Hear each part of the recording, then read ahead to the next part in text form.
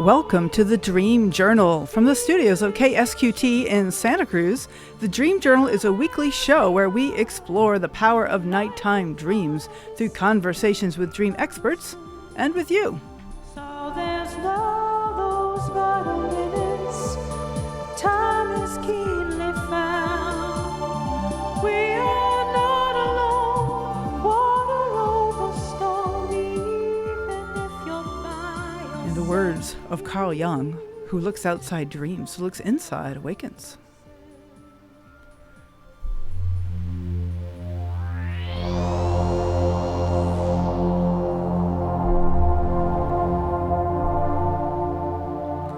Today's music is called Identifier. And our guest is Scott Mason of the Webdelics Podcast. Scott recently went through a serious health crisis during which he had a profound, life-changing dream. Psychedelics and big dreams. Today on the Dream Journal. I'm your host, Catherine Bell of Experiential Dreamwork, and welcome to the Dream Journal. We are also a weekly podcast, so please subscribe, rate, and review, but most importantly, tell your friends about the show. You can find archives at Apple Podcasts, Spotify, and also at ksqd.org/the-dream-journal. Archives go back to about August at this point. We're getting the other older archives back online soon. And we are on PRX, Public Radio Exchange, so if you subscribe there, look us up. Also, maybe contact your local community radio station about syndicating the Dream Journal. Wouldn't it be cool to turn on the radio in your hometown and hear the Dream Journal coming out? Okay. So, wow, topic is big dreams. What are big dreams? I would just say that I am still exploring this dream I had last couple of weeks. I'm just going to say, there's something big about this. Coasting down this beautiful open plain, dark plain in the sunset with my arms around this boy, like this he's either 4 or 10 years old. I don't know. He's kind of a young boy. And just this amazing sunset spilling out all around us. And there's just something about that connection there that I got to trust. I got to trust there's something really valuable there. Because that's what dreams do. They have us contemplating valuable things. So I'd like to say hello to Scott Mason. Hi. Hello. It is so good to be here. How are you? I'm doing great. Thank you, Scott. Good to have you back on the show. I am ecstatic to be here, and I love hearing your voice. It somehow makes these dreams come alive. Good. Okay, excellent. Fantastic. So let me introduce you. So Scott Mason is a recovering attorney and former C-suite exec, master of the mythic. Scott Mason is a speaker and coach, and he helps unhappy attorneys obliterate the myths, keeping them stagnant so they can magnetize and monetize professional freedom. He is also the host of the Webdelics Podcast, the official podcast for the web's most trusted resource on plant medicine and psychedelics, and 2 web pages to find Scott at are myfreedomrocks.com and webdelics.com. So it's the Myth Slayer on the Dream Journal again. Welcome, Scott. It's great to be back. Fantastic. Well, let's get right into this. We have, you were on the show in April. It was a little chaotic. We had a little understatement. We had issues, and then you were going to be on the show again in, I think it was July. Yes. And about a week before, I'm like, "Where's Scott? I can't contact Scott. Where are you?" And I finally got in touch with you. And you had gone through a major health crisis, and you were not able to appear on the show then, so we got you back now. But during that health crisis, something happened. So why don't you set the stage for us and tell us a little bit about what was happening with that? Yes, thank you.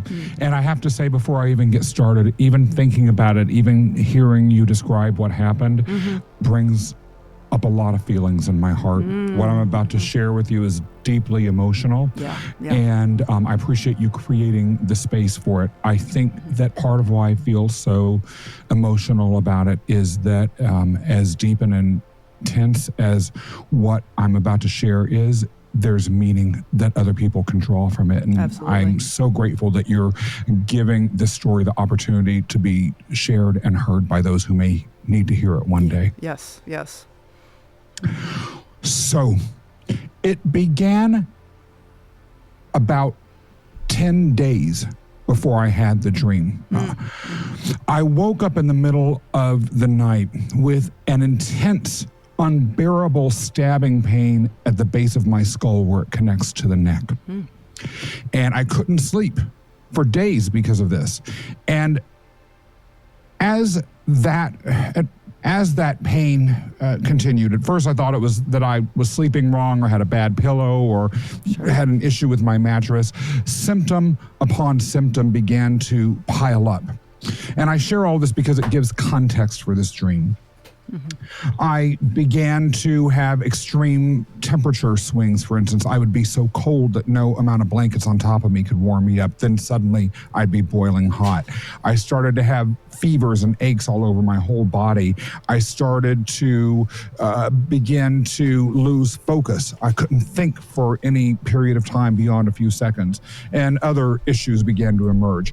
Then around the 8th day of this, I stopped eating at all.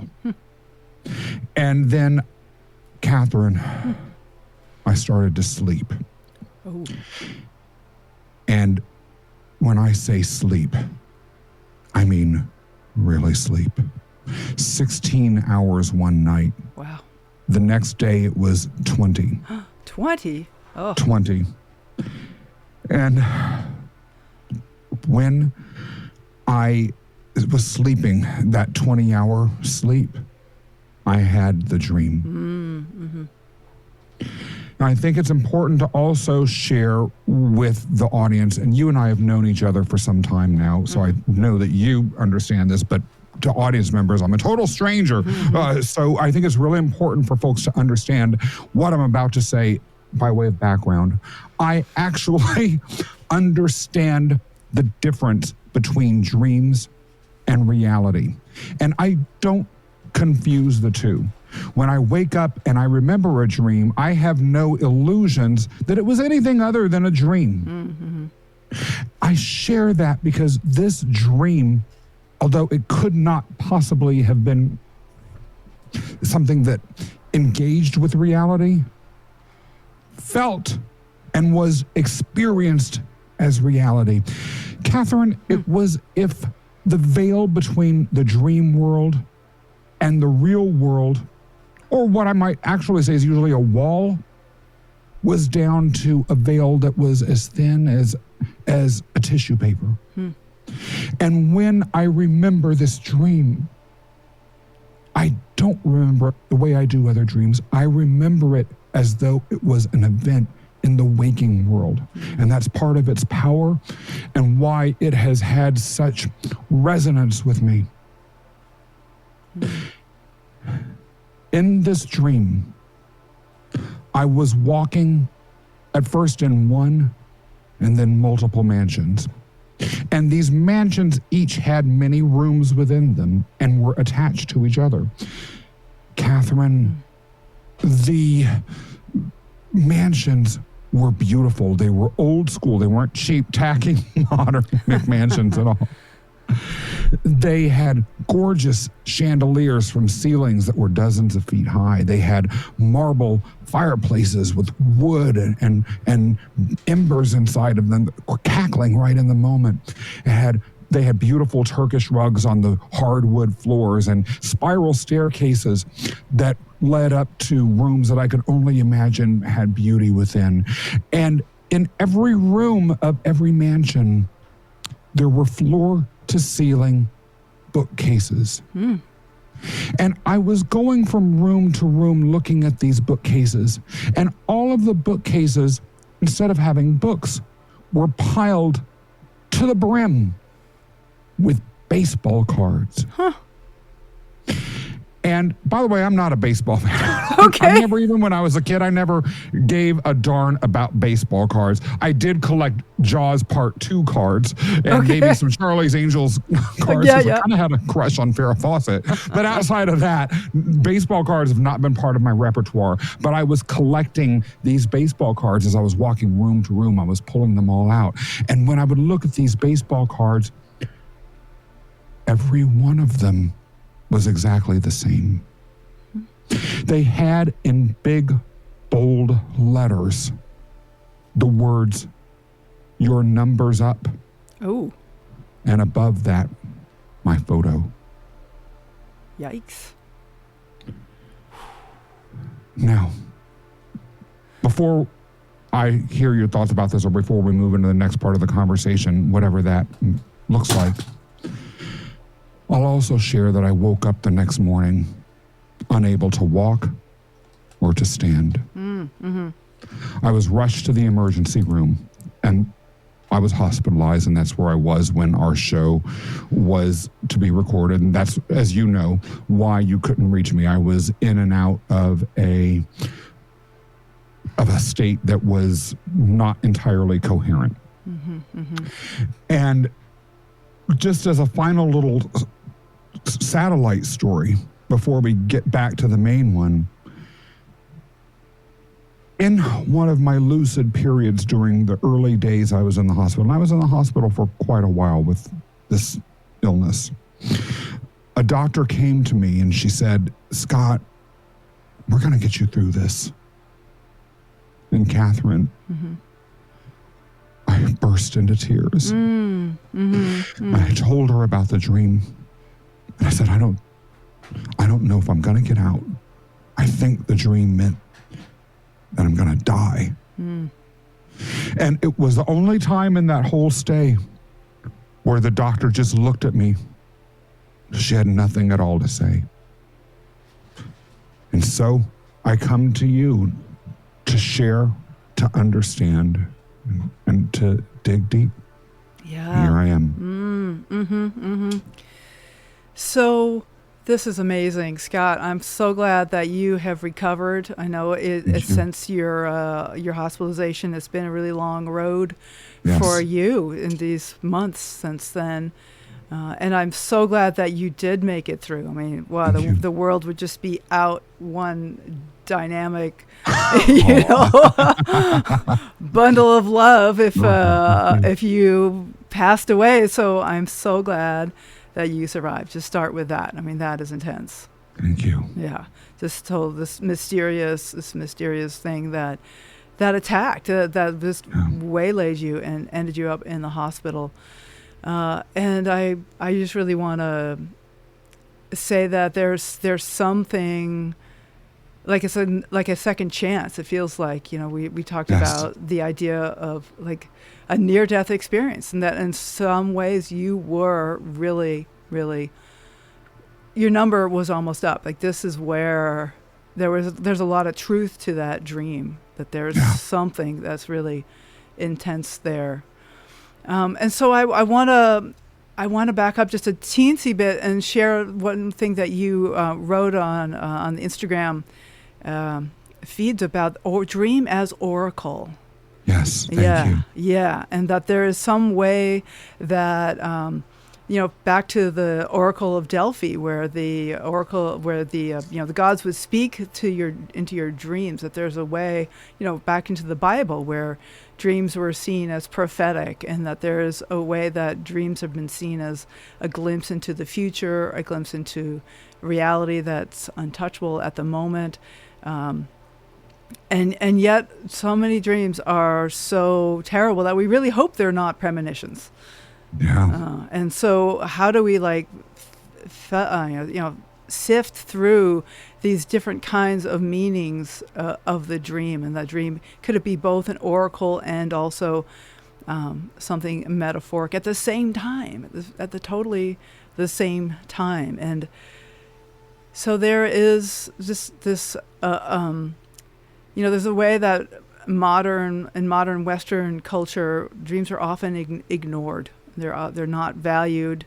Typically, they're like, "Oh, don't worry, dear, that was just a dream." You say to your kids, "Oh my God, that horrible phrase." People say, right. "That was just a dream, dear. Go back to sleep." and yet, it's true that it was just a dream. And I appreciate you starting out by knowing, saying that the distinction between a dream and reality, because that is certainly true. And yet there is something true in what a dream says as well. There is something so true.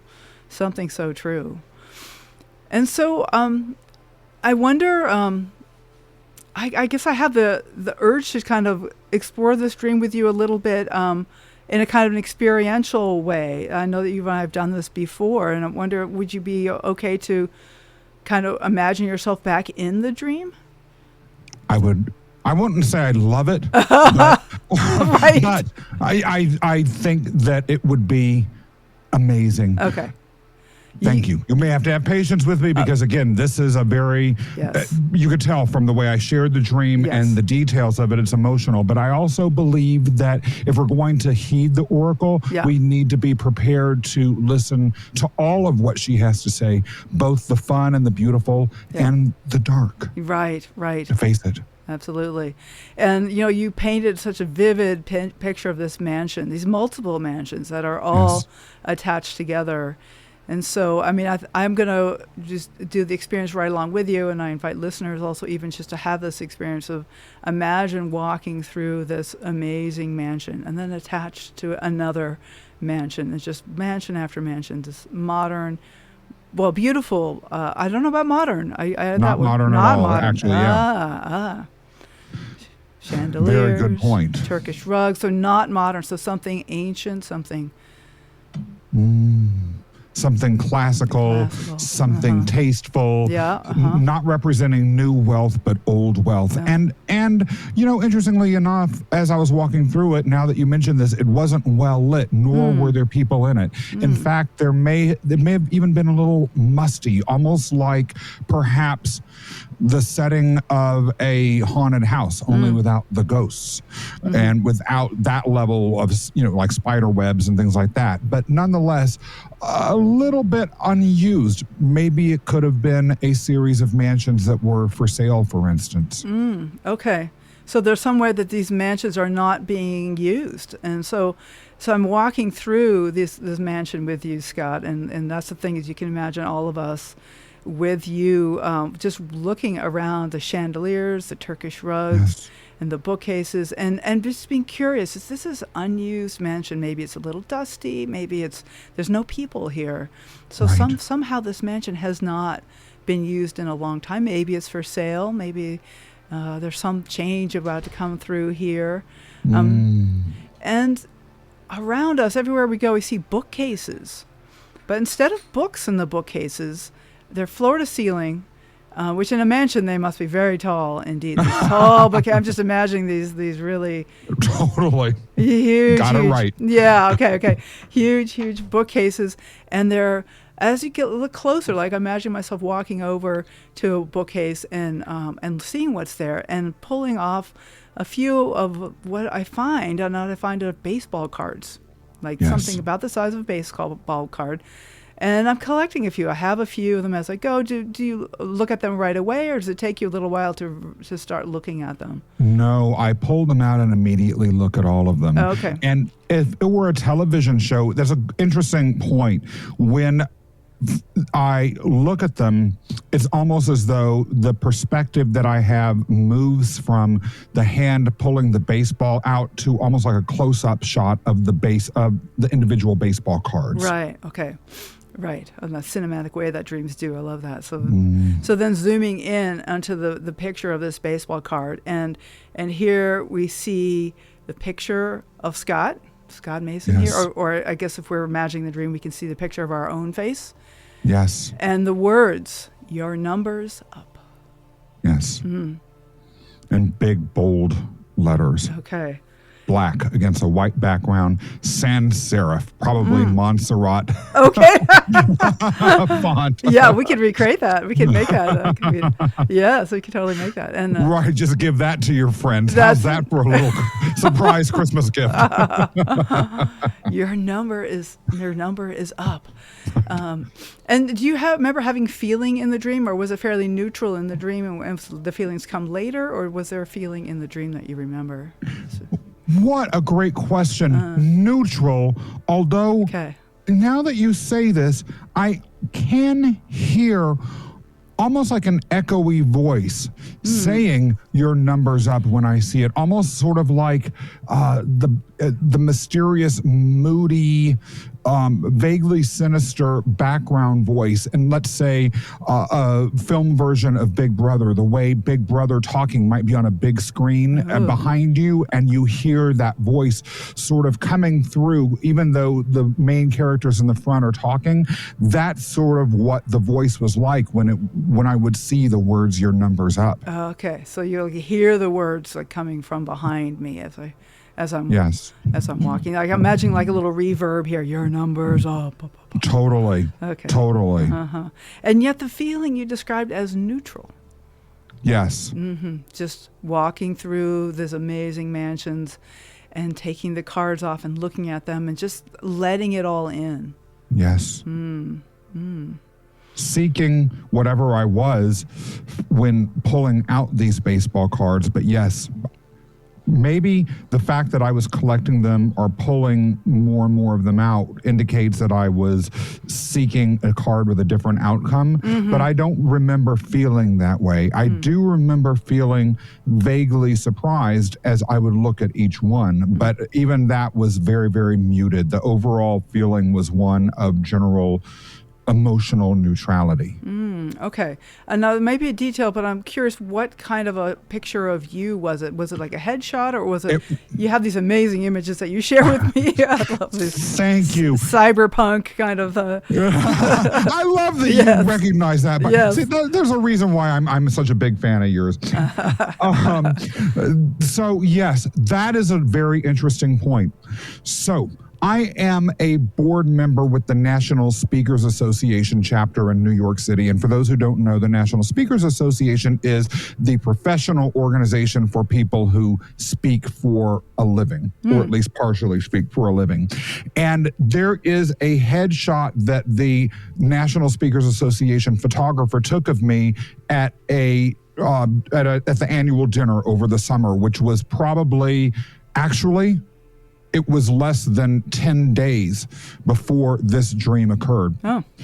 And some things about that. First of all, I'm smiling in the photo. Okay. But number two, as you know, Catherine, as my professional persona, the Myth Slayer, I have a very specific look, and it is this sort of steampunk look with a motorcycle jacket and rings, all that sort of stuff. But because this was a special dinner, you'll never catch me going to such a thing in a suit. It ain't gonna happen.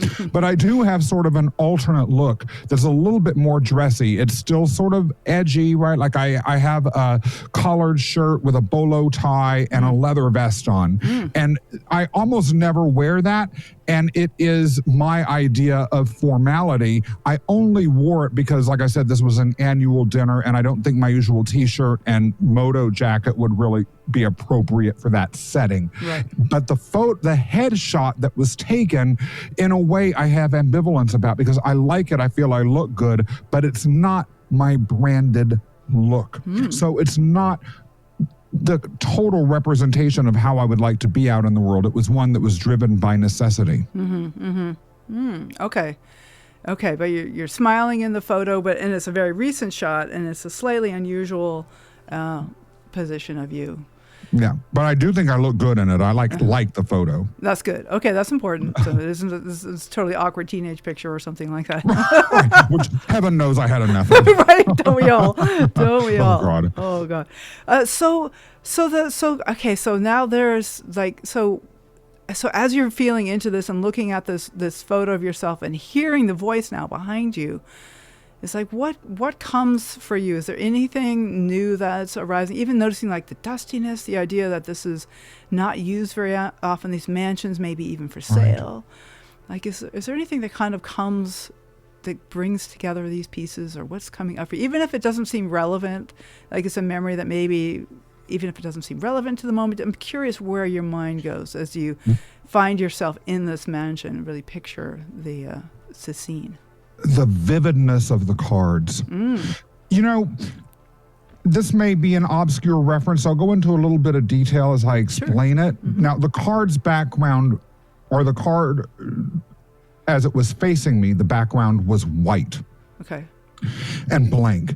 And the lettering on the card of Your Number's Up reminds me of a 1980s movie that I was obsessed with called, I think it's called They Live or something like that. It's a John Carpenter movie in which a drifter finds a random pair of sunglasses and he puts these sunglasses on, and all of the advertisements and signs that look to those of us with regular eyes, just like, you know, nail polish commercials or political slogans, they actually have subliminal messages in the exact same font and with the same white background that my baseball card did. And instead it had these messages like breed, don't think, follow orders, obey.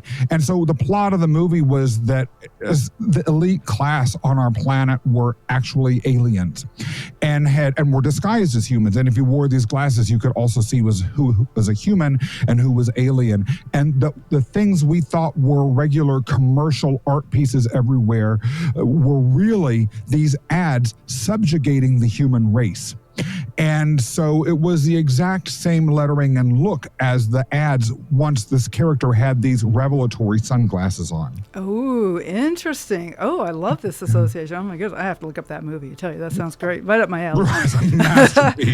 Rick's nodding along. My engineer's like, oh yeah, I know that one. So subliminal messages. So I wonder if just to play around with the dream a little, is it okay to play around a little bit here? I would love that. Thank you. So yes. maybe in the dream, you reach into your breast pocket and you pull out your magical glasses and you put them on and look at the card again, and just to see if there's any other message that's going on here. Yes. I see the word death. Ah, wow. Okay. Ooh.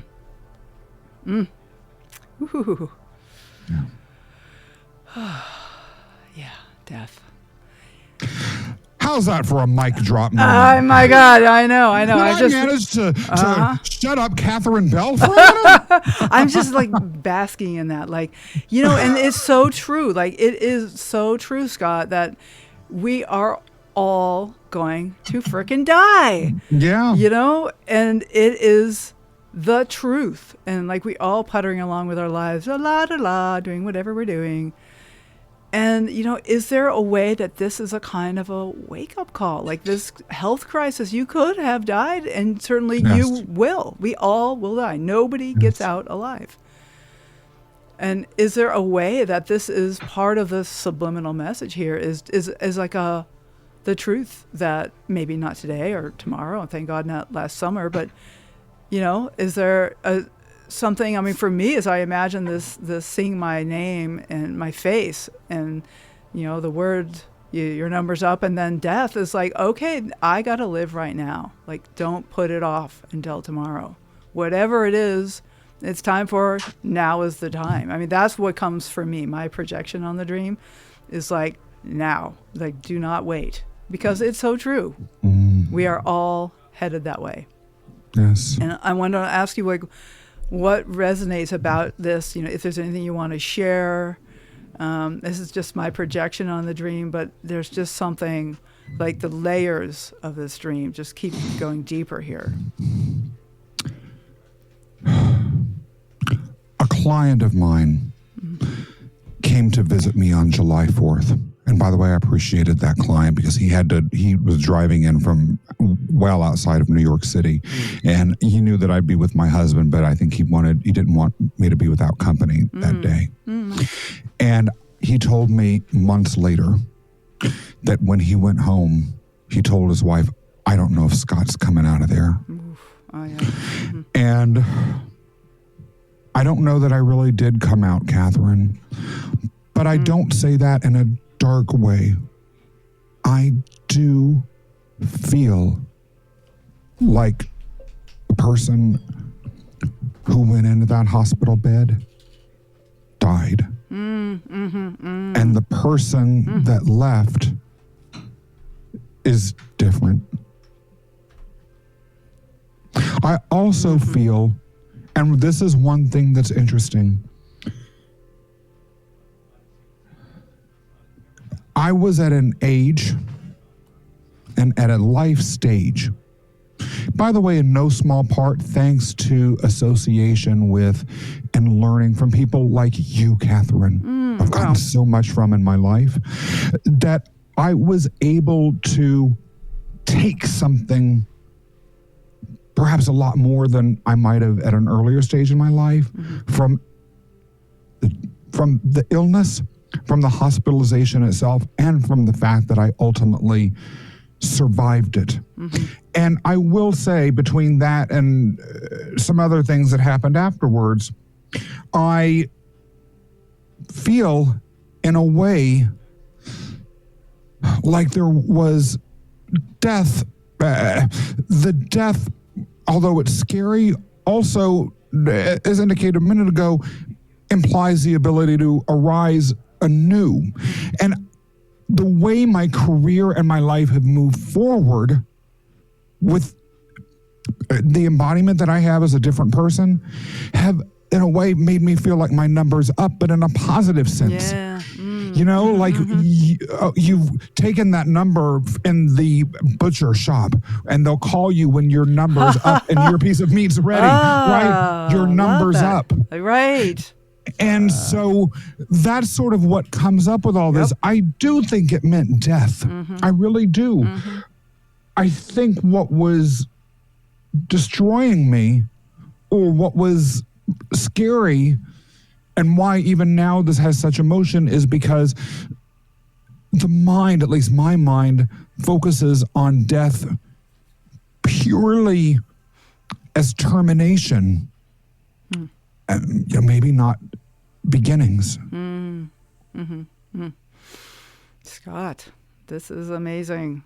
So we are going to take a short break. You'll be delighted to know, Scott, that we already have Deb on the line. She's going to, I love it. Deb Coxboy-Son. We're going to, she's going to be available right after the break, and we will come back. Thank you so much for sharing so vulnerably and so deeply, Scott. This is just such a treasure. These are the kind of dream journal moments I just live for. So thank you. This is Scott Mason of the Webdelics Podcast, and so much more, the Myth Slayer and My Freedom Rocks, or webdelics.com. And we will be back in just a moment. We are broadcast live from the KSQD studios in Santa Cruz and co-broadcast live in San Jose by KCXU.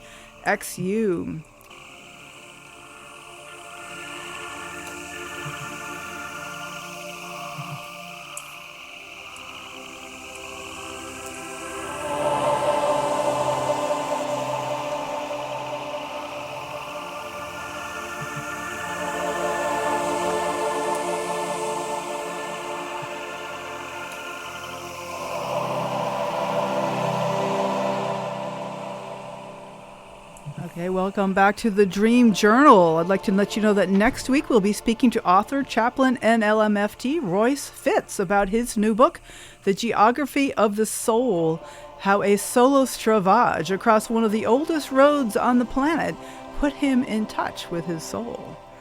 And also, if you are a dream professional or if you aspire to be one, be sure to sign up to present at the IASD conference in 2024. The conference will be in June and will be in the Netherlands. And the deadline is December 20. So don't delay. Go down to asdreams.org to submit your presentation. Okay. So welcome back to Scott Mason. And let's say hello to Deb Coxboy-Son as well. Hello, Deb. Hi, can you hear me? Yes, totally. You sound great. Yay. Thank you, Deb. And Scott, so this was an amazing voyage that you shared with us. Did you hear the dream, Deb, that Scott shared? Yes. Yes. Mm-hmm. I love the detail you added to Catherine, the sensing within the experience. Yeah, that's why I like to work with you too, Catherine. Bringing in all the senses and really looking at the minutiae, the details of the dream is really a very powerful way of opening up some of the. I'm hesitating with the word message. I don't know. We talked about oracle, but I don't know that dreams have messages so much as they're saying what's true, like what is happening in the moment. I like to say, rather than predicting the future, they're saying this is what's happening right now. Yeah. And sure enough, you needed to get to the hospital. That was true, Scott. Yeah, that's true. You did. And thinking about it in the most superficial way possible, for instance, one could say, well, although my body didn't know what was about to happen to my ambulatory capacity, the subconscious did, and was maybe sending me a message that way in that moment. Yep, exactly. It's time. It's time. So, Deb, what's up for you? What can we do for you? I will just throw out, though, that I'd like to at least get to at some point to some conversation about psychedelics, since it's one of Scott's other big hats that he wears. And I don't know what you had in mind, Deb, but let's turn to you, Deb, for a moment. See what you would like to add to the conversation. Wow. Well, first of all, I need to catch back up with you to do more sessions, Catherine. I've had a couple chapters of my own dream life that have been opening, and what I love is the themes that have been recurring, and what happens is I'll have a whole series of crying dreams where I wake up crying, and then I'll go, I need to call Catherine. It's time to call Catherine. And I do have one that I didn't know how else to prepare, so I looked up one. That's one of the ones I'll want to talk to you about more in depth at another time. But this one has a symbol that I'd love for both of your brains to help me with. I mean, I went through something where I put all this effort into something I thought was magical and artistic and beautiful, and I've also been dealing with a lot of themes of inversion. That thing they say is healthy is unhealthy. That person who acts like they have high integrity has no integrity. Like, the things that were hidden are, I've been having these themes emerge a lot the last few years. And this one dream has a piece, and please limit, I'm going to limit it down to what are the poignant parts. So is this okay? Yeah, absolutely. Okay, so this is the first time in a dream I've had this experience. I wake up and I don't know I'm with some people, but I don't know why. I look in the mirror and my face is just covered with crazy acne. I don't even recognize myself. And I just look at myself, I say, that is not me. That is not me. And I'll get to the big chunks. And then there are other people with me. We're all, preparing to go to some abundant place. I'm sitting with them, but I don't quite feel like I fit in. But then we go into the next room, and there are a couple of guys with their shirt off, and one has horrible scars all over his back, like chicken pox or leprosy or something horrible, and I start to ask about them. Now, this is we might pause here, but the big part is the next thing. Okay, so I've got this feeling of going somewhere, and I realized, I need to get this gigantic, crazy stove that's multicolored. It's gorgeous, but it's one of those old, heavy cast iron stoves, like that you burn firewood in. And I've got this thing, I've got to get this stove, and I'm struggling, but I know, I got to get it out of storage. I'm making this huge effort, and I'm doing it by myself. And then I stop. I go, hold on, this is filthy. It's not as beautiful as it looked. And I'm like, oh, shoot, I'm getting all dirty. And I'm just trying to clean my shoes, but there's dirt everywhere. And then the next part is that I realized part of this has to do with this leadership. I thought I was doing all this in the name of this kind of organization or this leadership. And then I come and I think that what I'm doing is contributing. And then I find that the person that I was supporting as the leader was the bad guy. And then I kind of wait, and I find out even some other bad stuff that this person had done, and I just wake up crying, going, "Oh my God, I picked the wrong leader." Ooh, okay. It's the skin. I'm not familiar with how you would read this distortion, other than it's not me. This face, it's not me. But the symbol of this gorgeous thing, but why it's so old and heavy, why it's such a weird, why a stove, why so old and heavy, and why with this mosaic tile-like beauty to it, but then it's getting me all filthy, and I'm doing this for someone who's unethical. Oh, so it's not even for myself, getting the stove out for somebody else? In the dream, I remember thinking it was for me, and then there's part of it when I look at my notes later, I realize, I was kind of doing this for this organization or for this leader. Okay. And I'm all doing it alone. That's one thing that's really striking to me. This whole thing is like I don't have help. Yeah! Yeah, that sense of like I have to do it all myself and nobody is there to help me. Like just... And I'm doing it for them. Yeah. And there's nobody there helping me. I'm just trying to picture cast iron stuff. I could barely pick up the cast iron pan that my husband likes to cook with. And I'm like, what, an entire stove? I'm trying to pick it up by myself. Yeah, what's funny is I had learned the economy of movement from this person. And so I actually do have super techniques where you balance something and pivot it. Like I do have some ninja skills about moving. I bet you do. Yeah, Deb's a movement coach is what she does. Yes.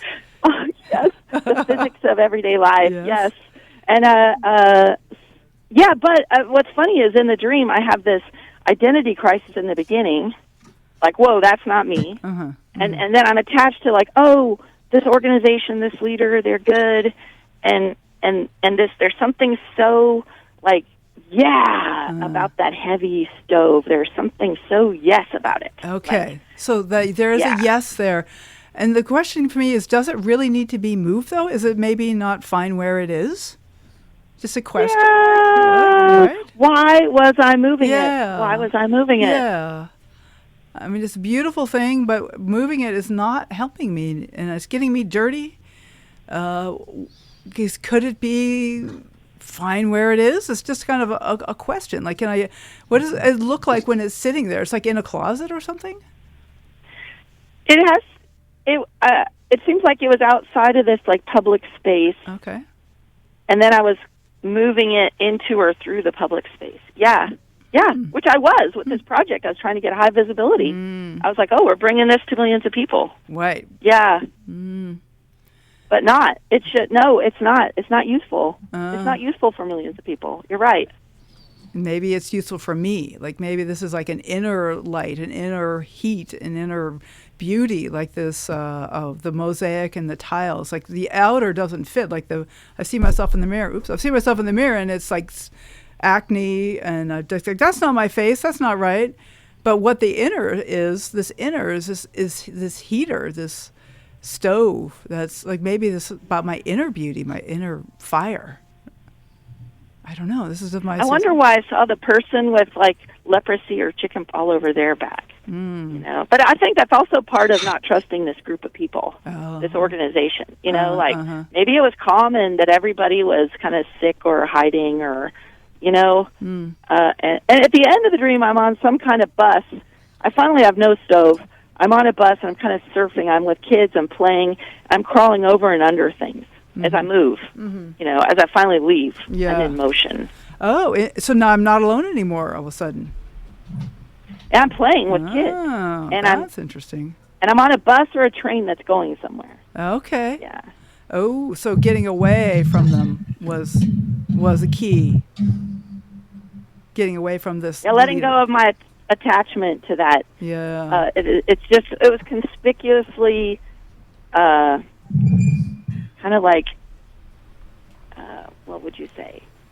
Kind of like, you know, there's conspicuous consumption. It's not useless, but there's something so impractical. Something so impractical about moving this heavily ornamented thing. Yeah. So Scott, you have a lot of experience with leadership. And I wonder if you have something to say here about a leader that turns out to not be so good. Oh, I do. But before I say that, there's something that I feel compelled to say that's sort of breaking a fourth wall here. Yeah. But this might be another mic drop moment, or maybe not. And I would love to hear what Deb has to say about this. For those of you who are in the audience, Catherine and I got to know each other totally through our own ways way back when. But it turned out by odd coincidence that Catherine knew Deb, perhaps through this show or through Deb's dream practice that Deb mentioned earlier. And I have known Deb since she and I were 12 years old. Wow. And one of the reasons why I find this particular dream interesting, for what it's worth, it's at a minimum a very fascinating coincidence, is that one of the ways that Deb and I connected is that we used to dance together when she first started dancing as teenagers. And we would practice in the basement of my house. First dance teacher. He was my first. Oh, wow. I love it. But not only that, Deb, I don't know if you remember this, but you and I would practice in the basement of my house in front of a cast iron wood stove. Oh, my God. Oh, my God. No, I forgot that. It was in the basement. Yes. In the basement. So in any event, movement that just triggered that. That's Scott Mason imposing my own thing. But how could I resist that sort of remark? Yep. I love that. I love that. Thinking a cast iron stove belongs in a place that's cold and it doesn't move. And that maybe that's the true paradox, is that I'm trying to make something move that is not at all designed to move. And in a public space. I want your insight. So thinking about this in terms of how I would analyze this, using myth as in a similar way that Catherine uses dreams, I would say a couple of things. First of all, in Greek mythology, which is really the tradition that I draw my interpretation from, there are a number of different roles that people play in their lives that are toxic, and they can interplay with roles that other people are playing in their lives that are toxic to create the personal narrative versions of myths that are tragedy in the larger Greek tradition. The first role is that of the bystander. The bystander is someone who is passive in their lives and in how they are interacting with others.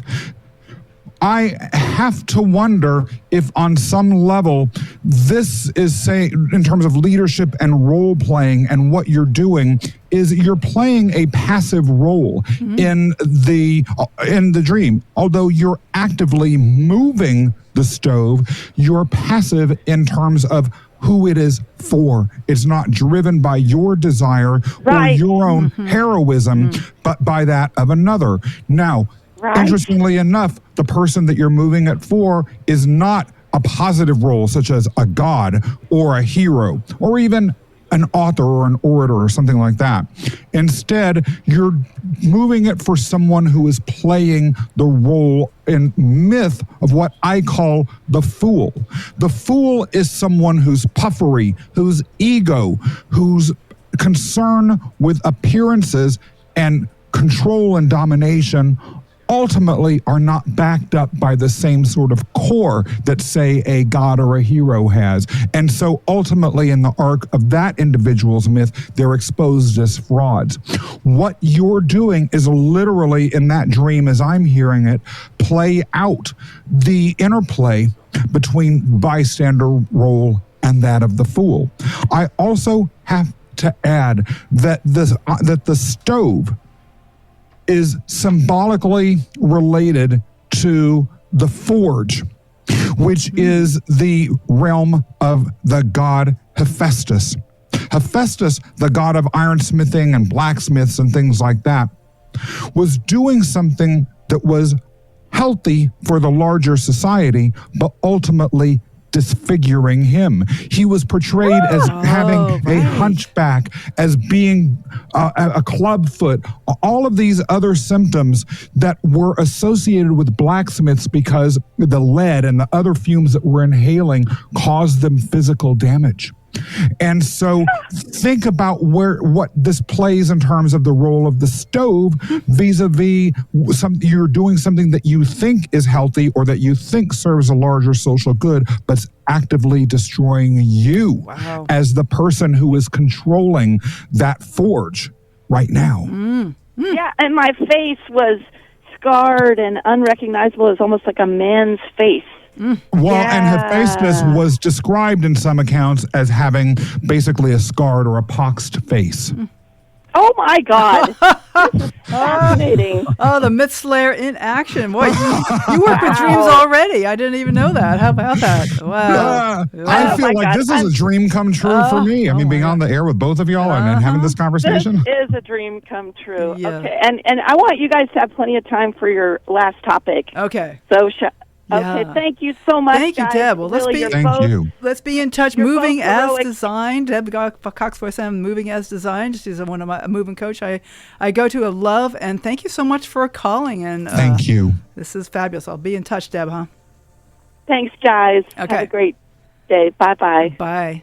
So wow, okay. So Scott, this is you really like stepped in the perfect figure, the Hephaestus, bringing the heat, and yet just figuring himself like, oh, how often do we do that in our own lives? And I think we are just designated and fated to have yet another call, because we are near the end of this time, and I don't think we have much time to talk about psychedelics. And there's always so much to talk with you about, Scott. It's just fabulous. You'd be a friend of the show. You'd just be the regular standing guest. I love it. So I guess I want to say that there is an episode of the Webdelics podcast that's coming out pretty soon. Yes. In which I appear, right? Yeah, indeed. That's true. That's not just gossip. In fact, it may be coming out this week. Oh, far out. Okay. I've been wondering about that show. I've been looking forward to that. So the Webdelics podcast, it's all about plant medicine, and you really are the host, and you I love to talk about the Fool, like in the best possible way, that you really have this question and you really ask what I want to hear. And I listen to the podcast and I go, I wish I really have this question for the guest. And then sure enough, that's the next question Scott asks. And so I'm glad to hear that. I so appreciate that. And so are there some highlights coming up that you're looking forward to? Anything you want to share in the last few minutes of the show? Yeah, absolutely. First of all, I want to express for those who are listening to this, whether via podcast or on air right now, Catherine, your part of the show was a highlight.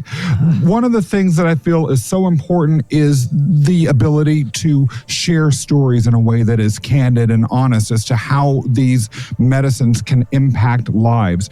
And you did that, and you went there. I found out during that interview things about you that I might not have otherwise uncovered, but I also left with a renewed respect for how you were able to use an unconventional method to be part of your own journey into becoming the amazing and brilliant person that you are, that I get to know right now. Great.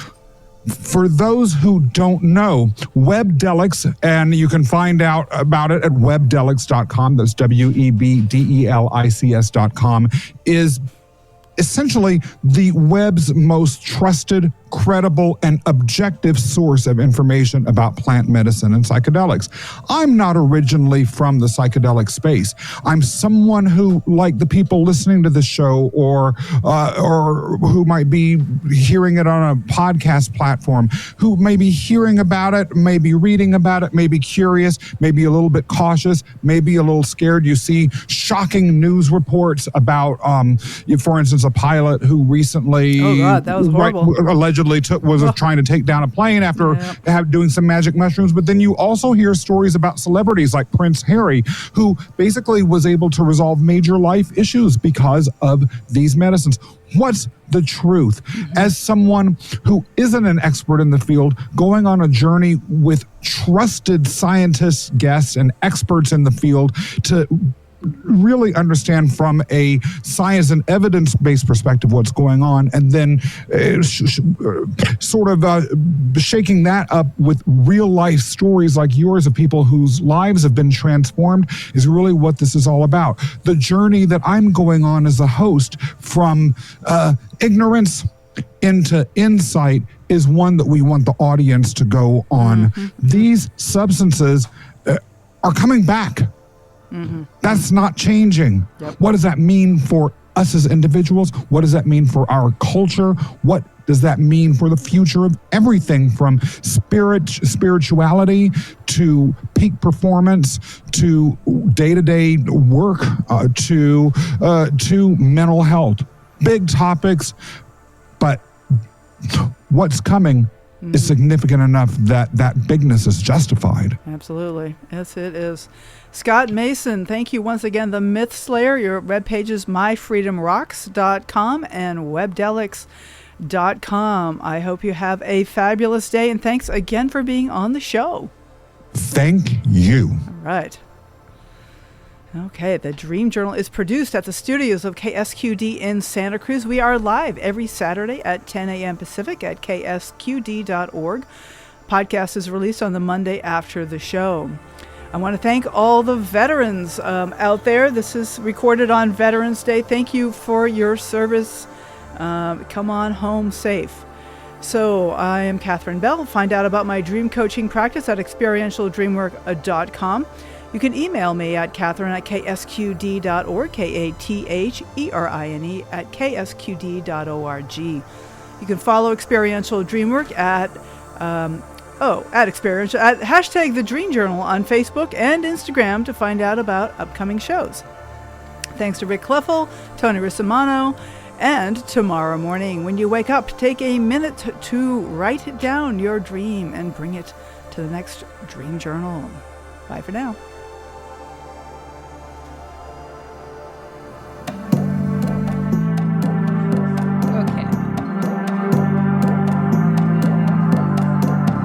Had an old thought in the old town, waking up, feeling down, was what I learned in the old school.